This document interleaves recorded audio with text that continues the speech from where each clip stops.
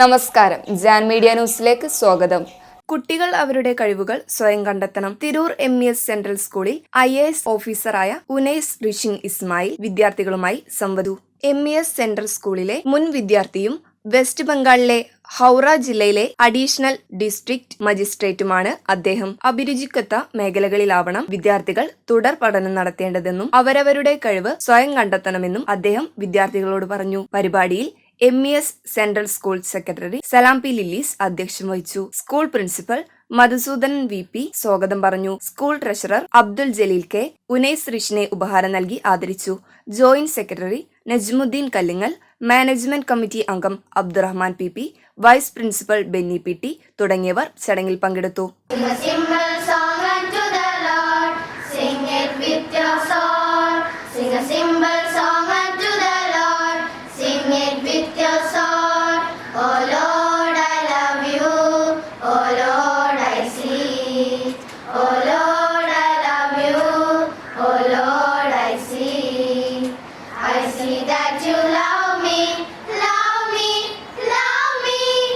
Is really an example, right? The person who is belonging from Thalakkadattur, who studied in MES Central School in the year 2004 to 5, as our former student, for +1, +2 classes, and see children, when we interact with him, there are a lot of tips, with him to share with all of you, right? And this is not a time to prolong my speech because you are all waiting, eagerly waiting, waiting for our guest. പണിയിൽ താമസിക്കുന്ന ഉനൈസ് റിഷിൻ ഇസ്മായിലിനെ പോലെ അദ്ദേഹത്തെ പോലെ നിങ്ങൾ ഓരോരുത്തർക്കും ആകാൻ കഴിയും. Success എന്ന് പറയുന്നത് success never ever happens accidentally. ഒരിക്കലും ആക്സിഡന്റലി ഉണ്ടാകുന്ന ഒന്നല്ല സക്സസ്. ഒരു സക്സസിന്റെ പിന്നിൽ ധാരാളം സാക്രിഫൈസുകളും ധാരാളം ത്യാഗങ്ങളും ഉണ്ട്. അതാണ് എനിക്ക് എൻ്റെ വിദ്യാർത്ഥികളോട് പറയാനുള്ളത്.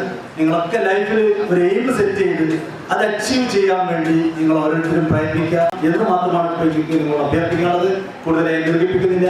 നിങ്ങൾ ഏവരും ആകാംക്ഷയോടുകൂടി എക്സ്പെക്ട് ചെയ്യുന്നത് നമ്മുടെ ഉനൈസ് സാർ സ്പീച്ച് ആയതുകൊണ്ട് ഞാൻ എൻ്റെ വാക്കുകൾ അവസാനിപ്പിക്കുന്നു. ഇന്ന് എൻ്റെ മുന്നിൽ നിങ്ങളെ കാണുമ്പോൾ എനിക്ക് തോന്നുന്നത് വളരെ സഹൃദയനും വളരെ സൗഹാർദ്ദപരമായ ഒരു അന്തരീക്ഷത്തിൽ നമ്മളെ കൊണ്ടുനടക്കുന്ന പ്രിൻസിപ്പാളും വൈസ് പ്രിൻസിപ്പാളുകളാണെന്ന് എനിക്ക് തോന്നുന്നത്.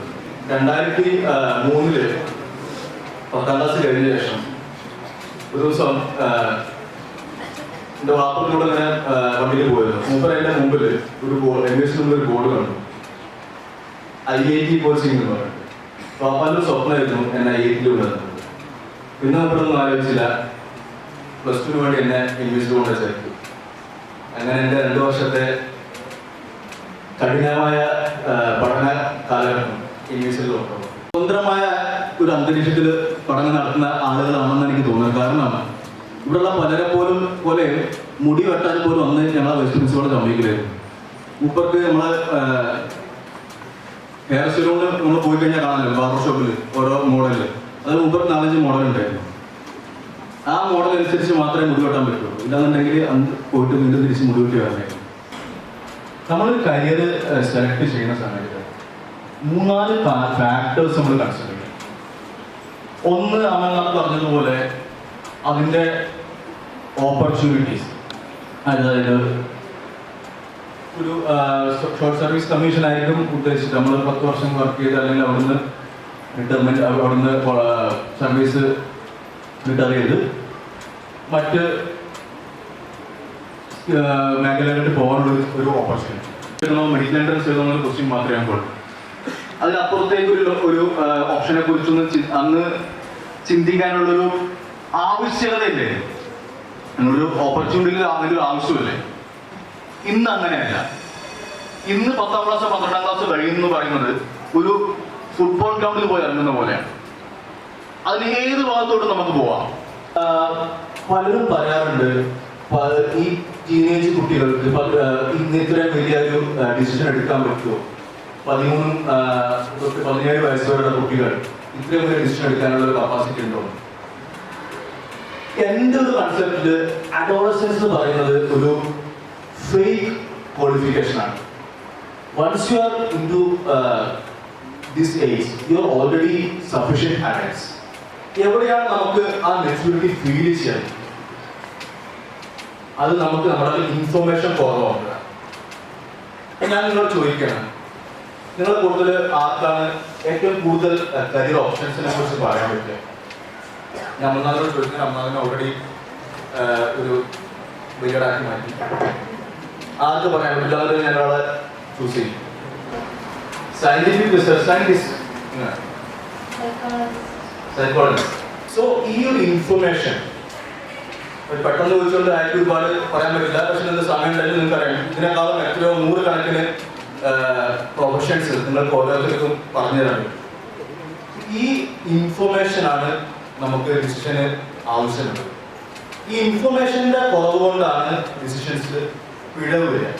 So any decision should be an inform decision. So information എങ്ങനെ കളക്ട് ചെയ്യും, ദാറ്റ് ഈസ് വെരി ഇമ്പോർട്ടൻറ്റ്. ഇപ്പോൾ ഞാൻ അഗെയിൻ ഗോയിങ് ബാക്ക് ടു 2000-2005 കാലഘട്ടം. അന്ന് ഇന്നത്തെ പോലെ പൈസ കൊടുത്ത് ചീത്ത കേൾക്കുന്ന മോട്ടിവേഷൻ ക്ലാസ്സുകളൊന്നുമില്ല. അന്ന് പൈസ കൊടുത്ത് ചീത്ത സ്കൂളിൽ തന്നെ വേണം. പക്ഷെ ആ സമയത്ത് കോട്ടക്കൽ ആയുർവേദശാലയിൽ ഒരു യോഗ മോട്ടിവേഷൻ ക്ലാസ് ഉണ്ട്. അങ്ങനെ വെക്കേഷൻ സമയത്ത് പല കാരണങ്ങളാൽ അവിടെ പോയി ചേർക്കപ്പെട്ടു.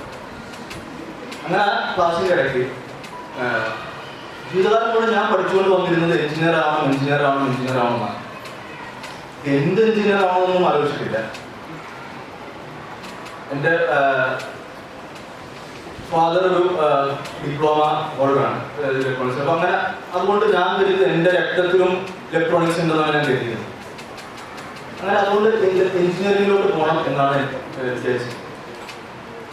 അവിടെ ചെന്നപ്പോഴാണ് ഒരു ക്ലാസ്സിൽ ഞങ്ങളോട് പറയുന്നത്, നിങ്ങളുടെ അംബീഷൻ ഒരു പേപ്പറിൽ എഴുതിയിട്ട് പ്രസന്റ് ചെയ്യാം. എഞ്ചിനീയർ എഴുതാം, പക്ഷെ എഞ്ചിനീയറിംഗിന്റെ അപ്പുറത്തും അവർ പറഞ്ഞത് എന്ത് എഞ്ചിനീയർ ആണെന്ന് എഴുതാം. നമുക്ക് ഇലക്ട്രോണിക്സ് ആണോ, IT ആണോ, സിവിലാണോ, മെക്കാനിക്കലാണോ, എയറോനോട്ടിക്കലാണോ ഒന്നും എഴുതണം. ഞാൻ നോക്കിയതിന്റെ അപ്പുറത്തും ആളുകളെല്ലാം സോഫ്റ്റ്വെയർ എഞ്ചിനീയർ എന്നാണ് എഴുതുന്നത്. അങ്ങനെ ഞാനും സോഫ്റ്റ്വെയർ എഞ്ചിനീയർ എഴുതി. കാരണം ഇല്ലാതെ ഞാൻ അവിടെ പോയിട്ട് എന്തുകൊണ്ട് ഇലക്ട്രോണിക്സ് എന്താണ് ഇതൊക്കെ പറയണം. കാരണം അപ്പുറത്തുള്ള സോഫ്റ്റ്വെയർ എഴുതുകൊണ്ട് അവനെന്തായാലും ഇതൊക്കെ പറയുമല്ലോ. അപ്പൊ അത് തന്നെ നമ്മൾ പറഞ്ഞാൽ മതിയല്ലോ എന്നുള്ളൊരു പ്രതീക്ഷയും സോഫ്റ്റ്വെയർ എഞ്ചിനീയറിംഗ്. നമ്മുടെ ഈ ഡിസിഷൻ ഒരിക്കലും അപ്പുറത്തുള്ളവനും ഇപ്പുറത്തുള്ളവനും എന്താണ് എഴുതിയതെന്നുള്ളത് അനുസരിച്ചായിരിക്കും.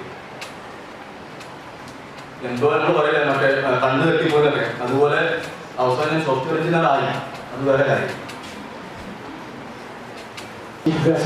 Of this day as our own Unes Rishi.